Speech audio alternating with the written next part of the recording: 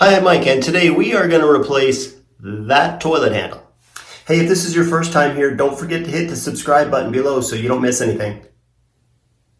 So this toilet has a chrome handle, which unfortunately does not match the oil rubbed bronze faucet. So my orders today are to install an oil rubbed bronze toilet handle so we can be all matchy-matchy. Got this on Amazon, and already I don't like it because the lever is plastic, the handle is metal. I just don't like plastic. They don't seem to last very long, but it's supposed to be a universal, fits American Standard, Kohler, Mansfield, Toto, and all others. We'll see. I've got the toilet tank off, and you really don't need any tools here. It's a matter of getting the clip off of here. And I could have flushed it originally, but big deal. Anyway, this unscrews, and the handle just pops right out, like that. So replacing a tank handle takes all of about 5 seconds to do. This is a much fancier handle. Usually you thread the new handle and rod right through here, tighten it up, and you're done.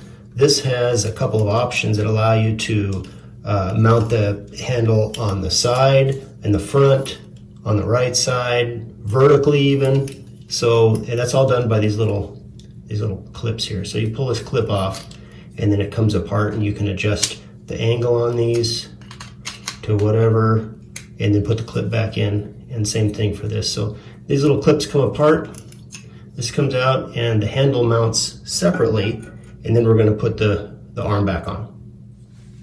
All right, time to put the handle in. It's going to go like so. It's a reverse thread. Twist it until it gets tight, like so.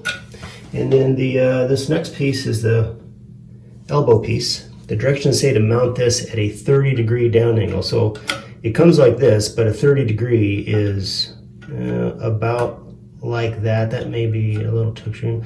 That I'm going to call that about 30 degrees. I'm going to put the clip back in, and then we're going to put the arm in.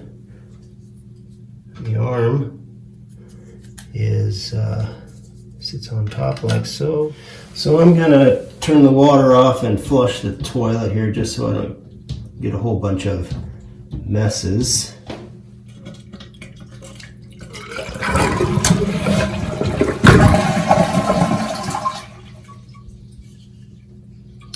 Okay, so the arm simply attaches on top, and I gotta tell you, before I said that I really hate plastic, and I do hate plastic, but this is a pretty stout piece of plastic. I think I could press pretty hard on the handle and not worry that it's gonna crack. So basically I wanna put this handle about over the top of this mounting point because this chain is going to attach, and that looks pretty good from there. I'll put this clip in to hold it in place, and that's pretty much it. The last step is to attach the new chain, and I'm looking for a hole that is going to sit right above it. That's not going to be super tight, so I'm going to need to adjust this. I'm going to take this old piece out and then extend the chain all the way out because there's a little slack. I don't know if you can see that. There's a couple of links, probably 3 or 4 links down there. So I'm going to take that slack out. I've got the new hook that came supplied with the kit on the end of the chain there. And I'm going to pick a hole in the arm now that is roughly above it so that there's not a lot of tension on it. All right, the chain is attached. I've turned the water back on. And we got a good flush. And there's how the new toilet handle looks. Matches the faucet. And I guess we can call that a toilet remodel complete. All right, so if you flush the toilet and you don't get quite a strong flush, you've probably got a little too much slack in the chain, so you might want to move the clip down a link or two until you get just a tiny bit of slack in there. If you got no slack, you're probably going to get water seepage through the flapper and the flush valve. So it's just a little bit of adjustments. I hope this video helped you. If you have any questions or comments, leave them in the comment section below. Don't forget to hit the subscribe button, and we'll see you next time.